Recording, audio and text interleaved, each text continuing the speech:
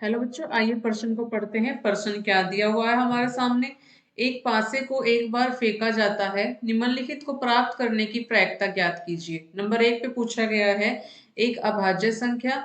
Number 2 पे पूछा गया है 2 और 6 के बीच स्थित कोई संख्या। नंबर 3 पे पूछा गया है एक विषम संख्या।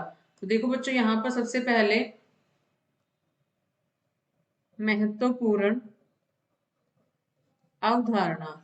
तो यहाँ पर बच्चों पासे को फेंका गया है, तो यहाँ पर जो अवधारणा लगेगी वो किसके बारे में लगेगी?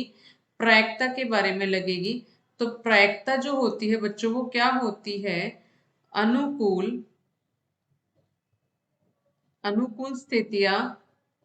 तो यहाँ पर अनुकूल स्थितियां पता होनी चाहिए हमें। और बटे में क्या होता है बच्चों सूत्र में?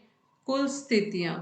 तो बच्चों यहाँ पर अनुकूल स्थितियां बटे में कुल स्थितियां, ये प्रायिकता का सूत्र हो जाता है।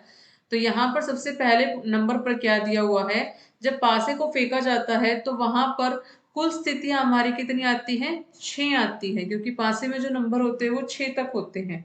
ठीक है। अब यहाँ पर एक अभाज्य संख्या। तो अभाज्य संख्या क्या क्या होती है पासे में? क्या क्या होती है बच्चों? 2, 3, 5। तो यहाँ पर 2, 3, 5 ये अभाज्य संख्या होती है। तो यहाँ पर अनुकूल स्थितियां कितनी हो गई? 3 हो गई। तो यहाँ पर हमारी प्रायिकता निकाल देते हैं। अगर इस घटना को हम ए मान लेते हैं तो ए की प्रायिकता क्या हो जाएगी? अनुकूल स्थितियां यहाँ पर कितनी है? 3। और कुल स्थितियां कितनी है? 6, यानी कि 1/2। अब आगे करते हैं। दूसरा हमें पूछा गया है 2 और 6 के बीच स्थित कोई संख्या। तो जब पासा फेंका जाता है तो 2 और 6 के बीच में क्या क्या संख्या आएगी? 3, 4, 5। इस घटना को अगर बी मान लेते हैं तो इसकी प्रायिकता क्या हो जाएगी? यहाँ पर बच्चों देखो, 2 और 6 के बीच में 3 संख्या आई है, तो अनुकूल स्थितियां कितनी हो जाएगी? 3। कुल स्थितियां कितनी है? 6, यानी कि 1/2 इसकी प्रायिकता हो जाएगी।